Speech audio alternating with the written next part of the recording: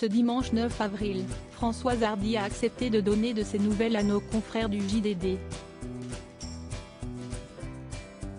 L'auteure-compositrice de 79 ans a ainsi parlé politique, sans filtre, en évoquant la critiquée réforme des retraites du gouvernement, dont elle comprend la nécessité avancée par Emmanuel Macron et ses équipes pour l'appliquer, mais aussi de son fils, Thomas, et du père de celui-ci.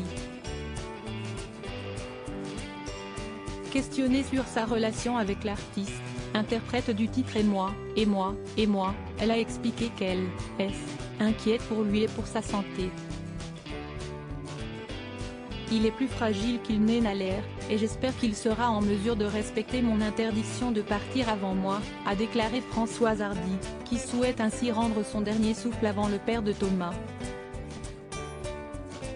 Voilà qui ne devrait pas tout à fait rassurer les fans de Jacques Dutronc, notamment parce que ce dernier se fait très discret depuis la fin de sa tournée commune avec son fils unique. Pour rappel, le père et son garçon, âgé de 49 ans, ont chanté ensemble sur scène jusqu'en décembre dernier. Le chanteur de près de 80 ans, il fêtera son anniversaire le 28 avril prochain, n'avait pas souhaité poursuivre les concerts durant cette année 2023.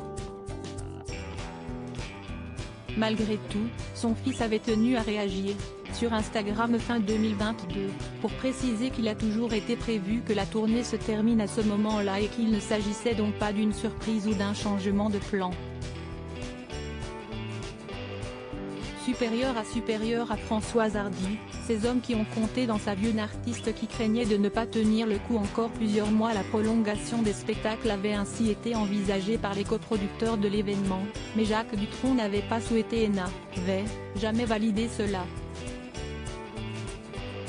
Estimant à près de 80 ans, et toujours en pleine forme, avoir rempli sa mission en offrant à son public beaucoup de bonheur. Avec 38 concerts à travers la France, a lancé Thomas Dutronc sur son post, afin de faire taire les mauvaises langues et de saluer le dynamisme de son père, qui a conservé sa voix malgré les années qui se sont écoulées.